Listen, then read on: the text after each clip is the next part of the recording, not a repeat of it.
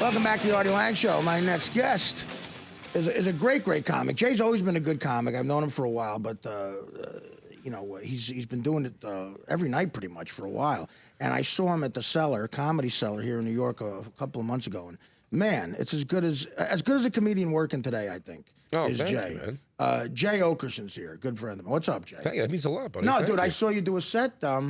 Me and your lovely girl were sitting in the audience, and I thought it was just amazing. Like, you always good, but you really went to the next level, dude. It's really funny, original, like ballsy stuff. You know? Thanks, man. Yeah. No, it's good. I think you care what I think. I'm saying. You know? No, I care very much what you think. I look up to you very much. I went up afterwards, and it was. I knew because I've been doing stand up for 20 years. It was hard to follow. It really was. I had a worse set because you were there first. And I got off stage at 3:02 in the morning. I was thinking of a closer. But you just said something interesting, though. You just did a Jimmy Fallon. Mm-hmm. What kills me about Twitter, like Twitter to me is, people wonder why people, get misquoted on Twitter. Twitter to me is, imagine the telephone game with 4 billion people playing. Yeah. What you say gets diluted and changed and everything. And you just did a set on Jimmy Fallon. Right. And explain what happened. So I did a joke about Michael Vick saying that I don't mind what he's done while he's my quarterback because I need him to win. It's just, it's a parody play on, satire and every on sports fan would fans. say that, yeah. Everyone gets it. And there's these people who just like police 1:30 a.m. television. Of course. Yeah. And they write this vicious hate mail. What I find interesting too about like, now, how do they do it? On Twitter, you mean? Like Twitter, Facebook, whatever. all that stuff. And then the network itself was getting a bunch of like anger. Really? Oh, there was like a petition for then a you public win, apology. man. Then you win. Then you're Bill Hicks. I signed the petition. There was a petition against me, and I signed it. And I got an email back that says, it goes, Big J Oakerson, you've joined the fight against Big J Oakerson. I even signed up Big J Oakerson because I thought it was kind of funny. We want to congratulate Big J Oakerson for joining the fight against Big J Oakerson. They're so asinine that they actually put the video up and then misquote it right next to it. That's they say all hilarious. these terrible things, which is ridiculous. But I've always, I never apologized. Patrice O'Neill used to push that so much, about the idea of apologizing. I remember when Tracy got in trouble, Tracy Morgan got in trouble. Right. And he had to go on this like apology tour. He did, and you know why? You know what? Well, go ahead. And I'll tell you what I think about that. But you have to go on an apology tour where you're almost like, and I love Tracy, but it's this thing where you're almost like, stop apologizing for it. Like, if you're apologizing for it, you're admitting that there was some real malice behind your words. Just shut up. Versus just being like, it's like, why would you have to apologize for it? It's like the whole disclaimer needed for that Michael Vick joke was in Jimmy Fallon going, your next comedian coming to the stage. Like, that's it. I'm not speaking on the Senate floor to anybody. I'm not trying to change laws. And it was okayed by the Fallon people, right? I mean, you have to okay. Well, when you do stand up on those shows or panel, everything is like. Well, you know what's interesting about it was they wanted it changed last minute, like the 0 hour that they came to me and they said they're having a problem with the Michael Vick. Oh, that's the worst. Joke. They want you to change, and I say the joke is I say. If he scores for I don't care what he's done on my team. So if he scores a touchdown, I'll throw him a dog, let him tear it apart like a werewolf.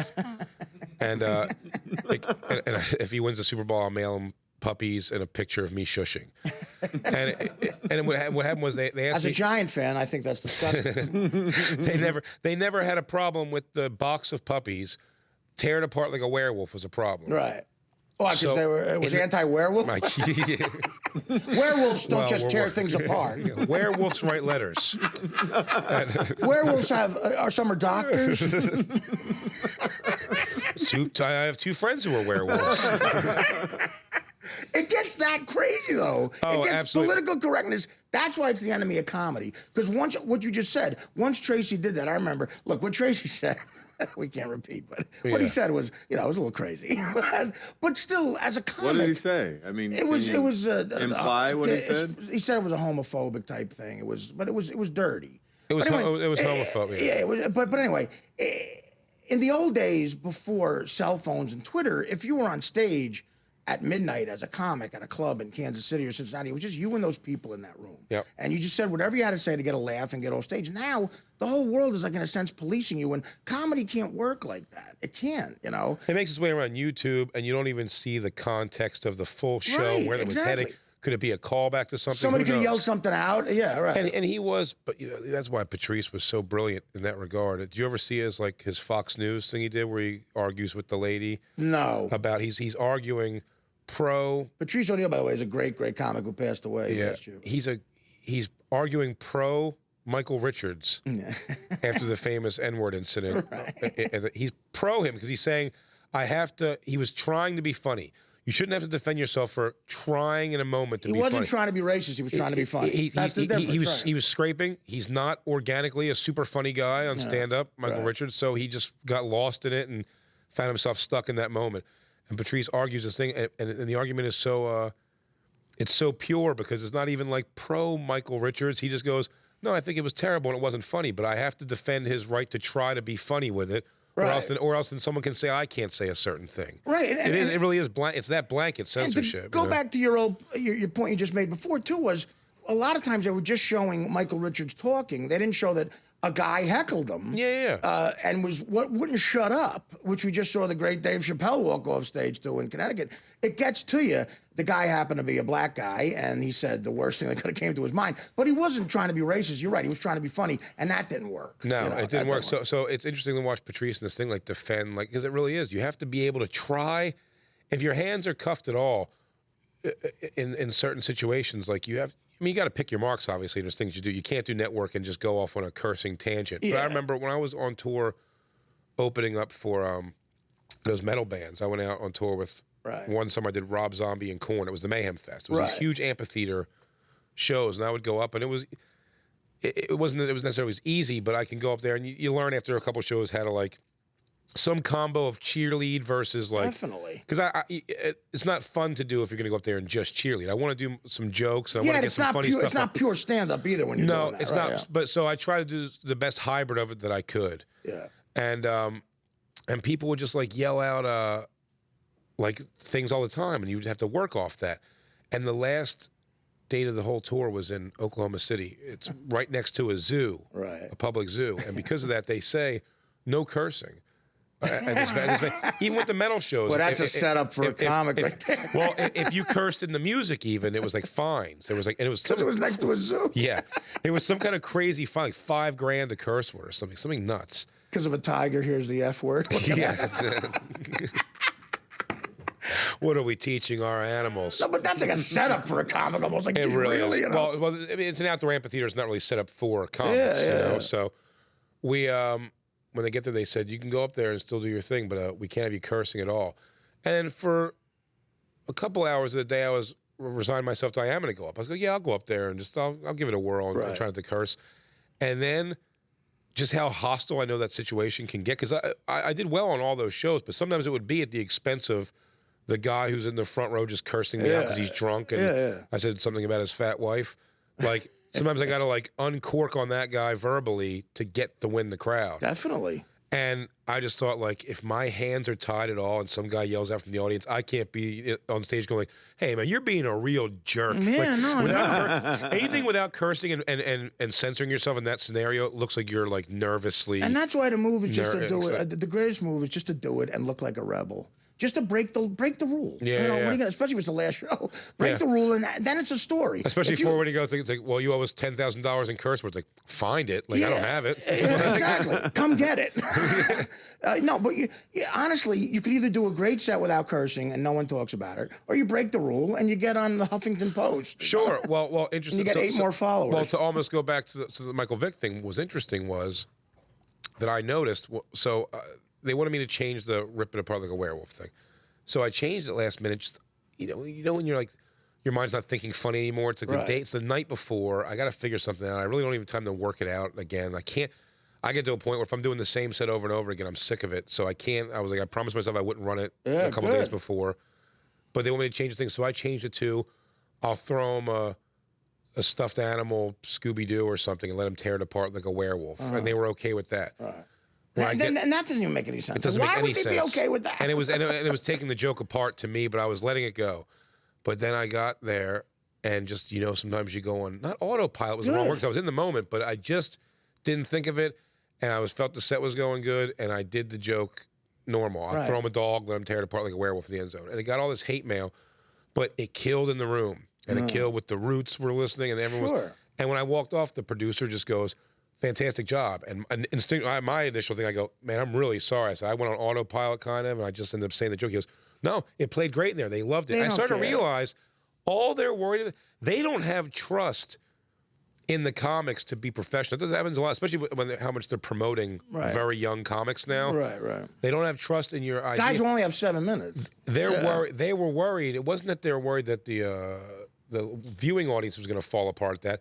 They were worried, what if that audience is not okay with that? And then I'm frozen and nervous. But I was like, I'll live in that moment. Right. If the crowd's weird with it, I'll say something about how weird they are. We want to protect you from bombing, which is an insult. Because by the time you're on TV, you should know how to deal with anything. You know? I know for a fact that there's crowds that might just ooh and all that punchline. I'm prepared for that, and I'll say something. It happens all the time in comedy now, because younger people who grew up by that MTV generation where this is a hate word. No matter what context you hear this word in, you can't react positively because you're going to look like you hate that person. That's so the norm now. But it was a weird thing to have come around. I remember going and thinking that performing at colleges was going to be my thing. I'm like, oh, they're young. I'm filthy. Right. They're going to let.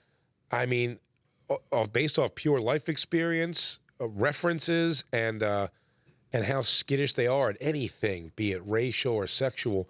They are so nervous about it. And what are you going to say? What are you going to say? Don't say that. Don't say that. Yeah. That 21 Jump Street remake movie actually did a pretty funny play on that, where it's like all the cool kids now are like, worried about the environment and doing Saturday morning cleanup crews on the side of the, it's like they're all like, those used to be the nerds. Yeah, exactly. And it's so bizarre how that's changed. Like, so when I go to a college now, they look at me like I'm 36. They think I'm a creepy old guy. Right. No, and colleges, again, and they get too much credit for being the intellectual side of comedy, too. Not even sort of. They're not smart enough to get it. They're not even smart enough to have a person introduce you without saying your name first and then your credits. That's the worst thing ever. The first guy coming up is Jay Oakerson. He's been seen on. So anyway, here he is. When do we clap? Yeah. Yeah, no, if you say your name first, am I clapping for Jimmy Fallon or Jay? When do we clap for Jay? Who is Jay? No, but the thing I loved about seeing your set the other night was a lot of, well, you're not a newer comic, you've been around, but a lot of guys, and I don't blame them, I can't blame them for this, but when you're afraid every set you do is going to be on YouTube, because it might be, you don't want to fail. So you'll never take a risk. In other words, like, look, I got 7 minutes that kills. I don't care if it's hacky or the first 7 minutes ever kill. I know it kills, so no one can ever put me on YouTube bombing at some club in Cincinnati. So I'm always going to do these 7 minutes. I'll never not do it, even Tuesday night at a club. Yeah. So if you never fail, you never get better. You got to eat some crow before you can, even understand. It's a big landmark to hit in comedy, I think, is when you stop being afraid of silence in any way. Like, I'm not worried about the greatest comics don't care. Because how many guys will you meet that just goes, I'm thinking about trying comedy. I'm just gonna go get hammered and go up there and talk. I'm not worried. I'm not scared to bomb it. If I bomb, I'm prepared to bomb it. It goes, there's nothing that prepares you for the first time in your head when you write those first jokes. You never write it down, but in your mind you've written in somehow the beat of laughter. That they're gonna laugh. You're gonna live in that for a minute. Part of the show. And then clearly move okay on. to laugh, and then And then the first time you say that punchline, your cadence and your rhythm hits the bada boom, and there's nothing. The rest of it goes. A 15-minute set can turn into 3 minutes because you're gunning through it. It's the loneliest feeling. So be able to pace yourself and sit back there, and when they don't laugh, and do it enough. I do try to go on stage a lot because the repetition prepares you for so many situations that could possibly happen that you're not worried anymore about, like, if they don't laugh, like, fine, I'll ask them why, what happened? You learn something new every time. Like, Norm Macdonald is the best at pausing, like not caring if he's bombing. Like, literally staring down the audience like a Wild West gun shoot of, like, I don't care if you're not laughing. I'm going to stand right here, too. And you can't shake me. It's great. And I remember, who tells it? Brewer was on the road with Norm. They did a college, and it was like a gay frat, supposedly, was put it together. And everybody's like, okay, fine, I won't say anything offensive. And Norm went out first. No, Norm closed. So Brewer goes in the back. He had a good set. And this is exactly what he hears. Norm goes, hey, guys, how about that AIDS? Where you going? Where you going? And for 5 minutes he said, where you going? And then he came back and he said, they all left. I believe it. Some of the most I did a college recently. And I haven't done one in years, and it was the first crowd that ever did throw me, at least for a couple seconds, where I was taken by what they're cringing at. You're like, you guys are the young. I thought you got, I remember. Like, I'm supposed to be cringing at stuff you say. Yeah. But they're so polite and wonderful. They'll sit there and just like sadly look like abused kids as you're beating them with like filthy humor. Yeah. They really don't, they have no interest in it. It's bizarre. It's also fun to dig a hole and then try to get out of it, too. Yeah, that is sometimes fun. But you're right about the thing about people thinking they have to do the home run every time. It completely stifles like comedy. And that's all you'll ever have then. Yeah, so, but yeah, I know. Especially that's why someone like an Attell is so amazing, right? Because he just keeps constantly writing new, different stuff. It's always something different, right? And they can put him all over the place, right. But his development process is so great. It's good the Comedy Cellar. I give Esty some props to it. There's a place to go and try stuff, where you just go like literally. I first started as a regular at the comic strip in '93, and that's when Chris Rock was in between SNL and getting big again. Right. And he would bump me sometimes there, as did Ellen Cleghorn. But I got to see the birth of that special, Bring the Pain, that brought him back and everything. Yeah. He would go on stage Tuesday night. There were 4 people there. I'd just go in the back because I wasn't going to do my set now. For an hour, he'd go, you think this is funny? The piece of paper asking guys. Drunks, and that's how we developed the special. You did that interview I heard you with Ron Bennington. Yeah. Recently, and he's such like he's such a judgment on that. I had a conversation with another comic today about Chris Rock, where he was saying he thinks Chris Rock is the best, like one of the most organically funny guys ever, and I almost sort of disagree. Like, I think Chris Rock is a guy who works genuinely hard at it. Definitely. And Ron Bennington, I just heard him say a comment the other day about like he's always preferred like the born funny guys. Versus the learned funny guys. Yeah. And it's like, I think Chris Rock has a lot of elements of like born funny, but I think he's a guy who works very, very. I think you're much more of like a born funny. Like, you don't work hard. Like the act of comedy is not difficult for you. It's almost a problem for a personality like me. I'm a lazy human being. Right. No, I find stand-up comedy very easy in its own weird way. And not to take any I know what you're respect away saying. from the difficulty. I know what you're saying. Yeah. It is. I It's don't not have to. easy, but I can wing it more, and that helps you not get better. But Rock is one of those examples, like in that book Outliers. Chris Rock's an example of he's good at something already, then 10,000 hours of practice. So now he's a genius. That's what makes a genius. Yeah, he's Jordan. He puts that in exactly. Puts in the practice and gets better. Do you have to go? It's 12:23. Should he go? No, I got 10 more minutes. If you all right, we'll take a quick break. If you have to go, you have to go. Jay might be back. The Artie Lange Show, weeknights on Audience, only on DirecTV.